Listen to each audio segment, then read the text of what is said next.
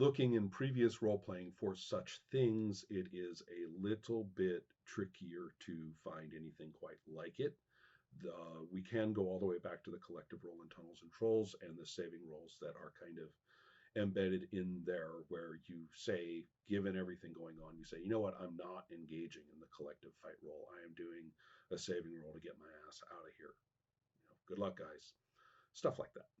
There are various things of that kind. There are also aborted actions in Champions, which also plays an enormous role in this history, in which, in the somewhat metronomic sequence, which is adjusted by other things, it's not as metronomic in play. But one of the things that can happen is that if an attack is coming in on you and you are between actions, which you are by definition, then you can simply take your upcoming phase on schedule, kill it, and activate a defense. There's a very limited range of defensive things you can do, including turning on a defensive power, which is why, the vision goes insubstantial when, something zips through them. In order to keep up your proactive activity, that is where the feature called speed, the characteristic called speed, comes in. If you have a high speed, you can always kind of keep a held action, in abeyance, so that you're basically playing one step ahead of everybody else because you're one step behind in your high speed. And then you can have these defensive things occur and you can keep your scheduled next action. But most characters can't do that. And so you end up with a lot fewer actions through the course of a set of phases than are scheduled. And that's okay. The question is, which ones have you aborted along the way? So that principle is at work in Champions to a very high degree. And people get scared by it and so on. And the history of that game as it was developed through the decades was instead to simply beef up your defenses so that everything bounced. I dislike that, and I prefer lower defenses and the need to consider when and where and how you will act when you have to give some of them up. Or go ahead and eat at the attack to preserve what you're doing, and we will see how much gets through your defenses and what happens to you because of it and how that will affect your attempt. See, very, very similar. In fact, Sorcerer is found a way to do Champions via a more dynamic, unpredictable effect, learning from zero. Okay, those are the pedigree. And in terms of the experience of play, clearly there is a form of agility and attention, as opposed to waiting for your turn and then saying, okay, what can I do? Because you were basically just frozen. So for one thing, it means you're playing when it's not your turn. That's just a feature. And I like playing when it's not your turn. I like it when other people play when it's not their turn, in a wide variety of different ways. It's one of the things I like best about Dungeons and Dragons 4th edition, which I've talked about quite a lot, which is that the usage of certain things, they call them powers. No coincidence there, incidentally, with grandparent champions lurking back there. You have many of these which affect allies. Sometimes it's a matter of merely protection or something, or giving them hit points or something, but those are the boring ones. In fact, I actually find those nominally interesting.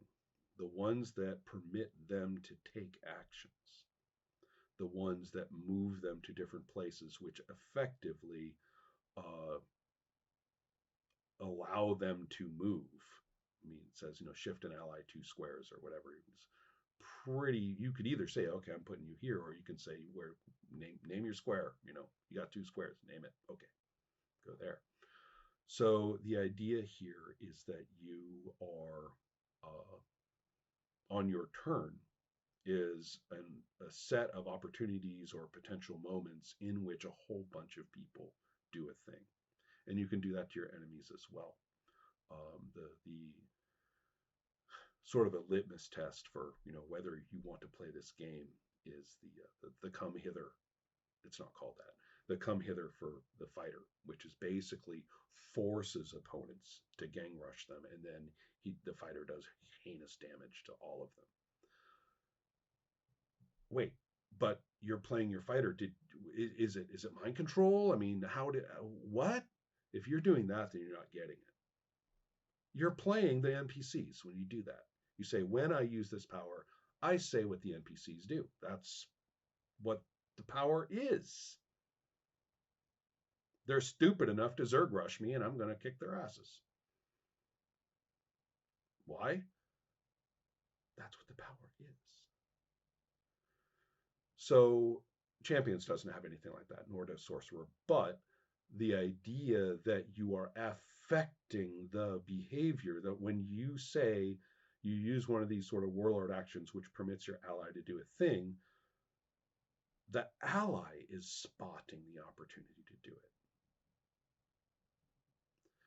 So the notion that you are, now you may be getting the idea, so there's remote control into everybody else. That's not quite what I mean. In play, this turns into shared activity about characters.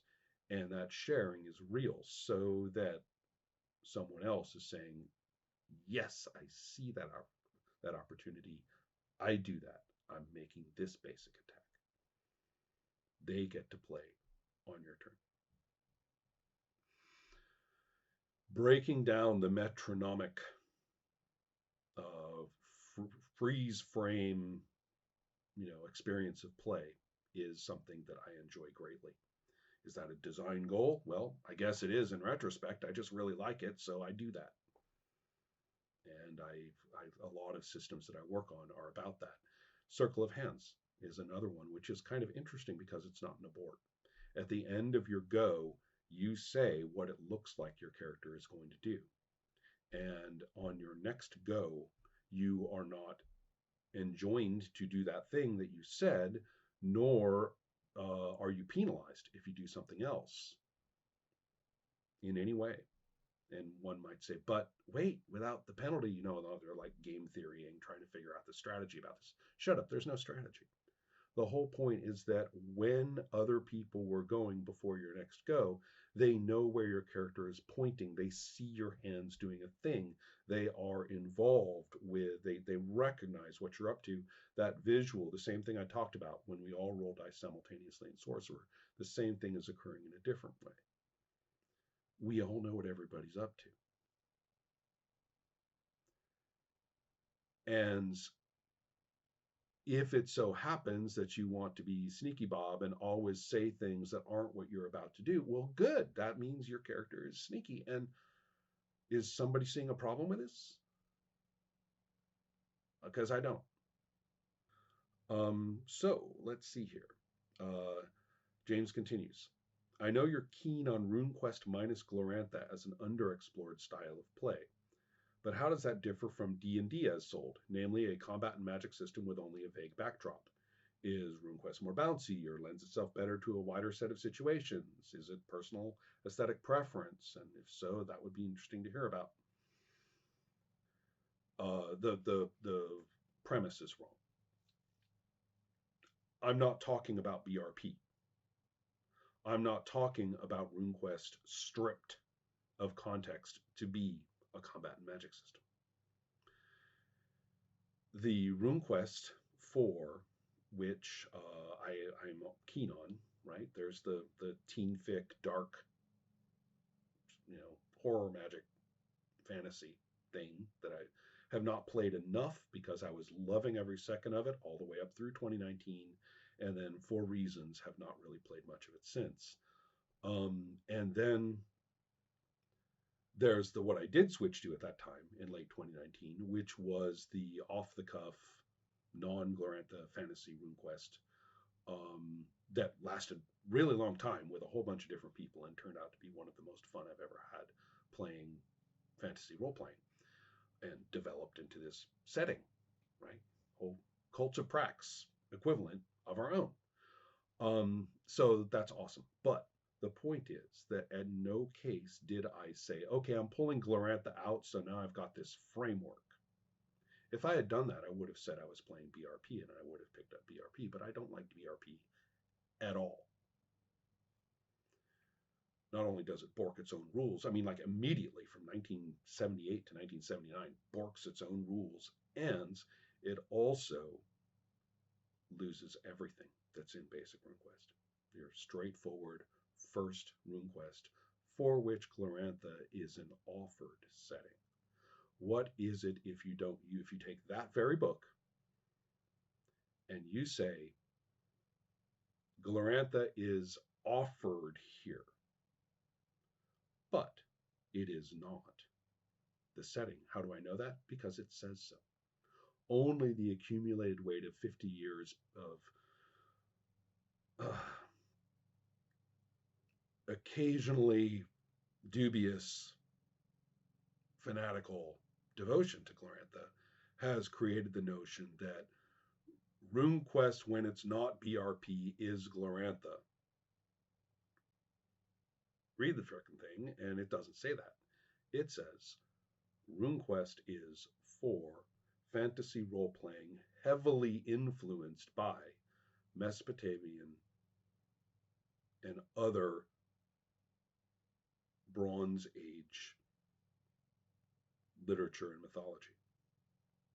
Speaking rather loosely, the Bronze Age is one of these difficult words because actually Iron Age and Bronze Age are not exclusive, and they're heavily influenced by the Norse sagas, which are using crude iron, and so it's not bronze in and of itself, even though in the setting of Glorantha, bronze is very different from our bronze. What it is drawing upon a particular body of literature and a particular body of mythology. And it has a sort of deep anthropological take on these things, which is a bit dated, but is nevertheless strong. If you were a kid and you were reading the Greek myths, and this is before, such travesties as certain movies, and you,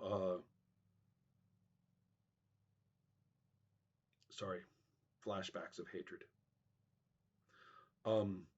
and you found yourself making up your own pantheon of gods, a lot like the Greek gods, but different. That's what we're talking about. And doing so in such a way so that a great deal of the cultural context of such a society is preserved. And you will see that the rules for that RuneQuest are very, very strongly setting based. It's just that you're supposed to build it. You're supposed to start with a little bit and just keep expanding as you go. And that's how they got Glorantha. I don't care what they want to talk about how, Greg made up Glorantha back in the 60s. Well, yeah, okay, so he used the word back in the 60s, whatever. But setting as role-playing outcomes occurred in a very long stream and is very, very inconsistent. And it's very much, many cooks, spoil the broth and all sorts of things. There's great things about it, and there's head desking things about it, and there's just outright stupid things, and then there's outright, individualized preference things and whatever. But that is where that went. It's not where it started. Indeed, the maps that are used in that version of RuneQuest, the first RuneQuest, are taken from the two board games. And if you go and you read the backstory and stuff, and you read the content of the board games, it ain't the same. A number of the terms are used, and it is set in Glorantha and whatever, but it ain't the Glorantha we know. Not metaphysically, not narratively, nothing. And attempts actually to keep shoehorning that stuff into Glorantha as the years went by only made it worse. So what I'm saying is that early RuneQuest is a particular kind of fantasy. Now, I bent it a fair amount for the Teenfic one because instead of bronze, I'm using this kind of alien wood that can be worked into a metal-like property. But that is a spin, an aesthetic spin on what that game is doing with bronze. And the notion that you will be making up a pantheon at different levels of power. You have your local spirits all the way up to gods who have metaphysical, roles in how reality is the way it is, which is effectively built on the Egyptian model. I'm pretty sure we're all good with the fact that what we call Greek mythology is, a provincial appropriation and spin on, the Egyptian spray of Egyptian stuff, which is continuous going up northeast into Mesopotamia. And so we're good with that, I hope. I say Greek myth, okay, yeah, right, backwater. So anyway, I hope can see that that entire thing is not in any way, shape, or form a combat plus magic system bereft of content. It is rich with content, and a great deal of its richness is waiting to be found as you continue to mess with it and continue to play. And you will find yourself holding, documents or have files on your computer or whatever, and it's sprayed all over the table in a mess, basically the equivalent of Cults of Prax and Cults of Terror. And I say go do that. I say that's the strength of the game. I say that is what the game does beautifully, far better than it ever expressed a notion built through connoisseurship of Glorantha.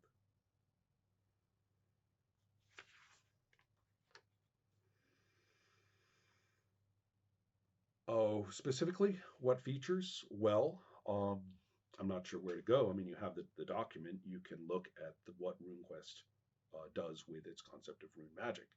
You can take its array of runes and you can build your own gods with combinations on whatever principles you like, which is what I did in both of those examples.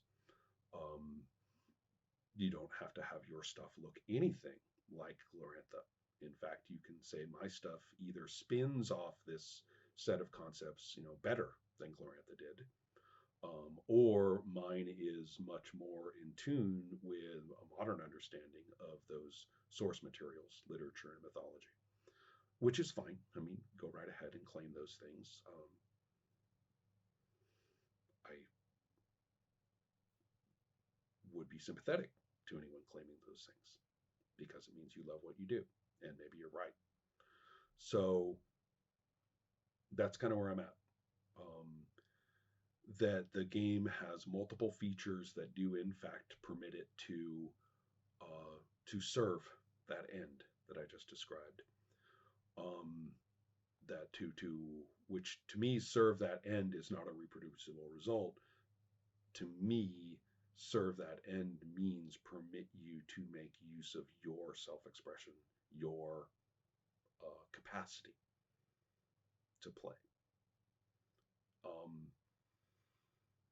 So to try to pinpoint all the different ideas of the system, you see there's issues that I have with this that relate to the abort an action question as well, that a single technique is in and of itself does a thing. This is a piece of the mechanism, and this piece does this thing that you can see as an isolated function or an isolated outcome or desired feature of the experience. And I just don't think that individual techniques do that. So I'm not going to reinforce that misconception by naming a bunch of different features in RuneQuest.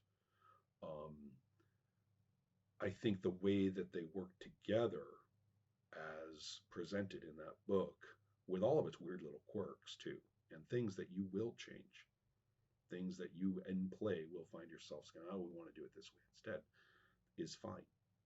But the way that that all works together and permits such tweaking to be very functional at your table is extremely strong.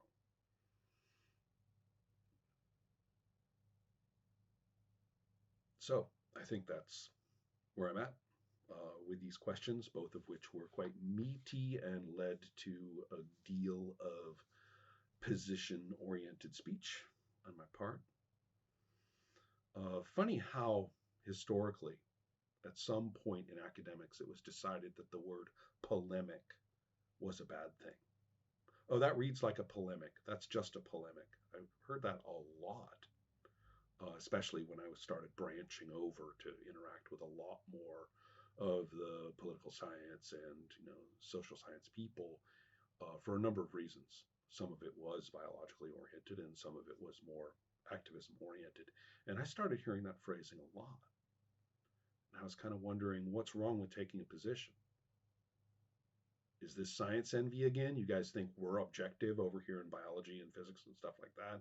So you got to act all objective, all the times because you're not just politics, you're political science. You're not just, social studies, you're social sciences now. So now you're going to be all sciency and, we don't have opinions. We're scientists. Yeah, well, we scientists over here, we're fucking opinionated as hell. We take positions on things. Our papers take positions on things. Positions about how to interpret the results or why we did the thing in the first place, or even given all the things that have happened, how, its applications and stuff like that, what would be good applications, what would be bad applications. We take positions on that stuff all the time. So I'm not used to the idea, professionally and intellectually, that we are absent positions. So these are some position pieces for me.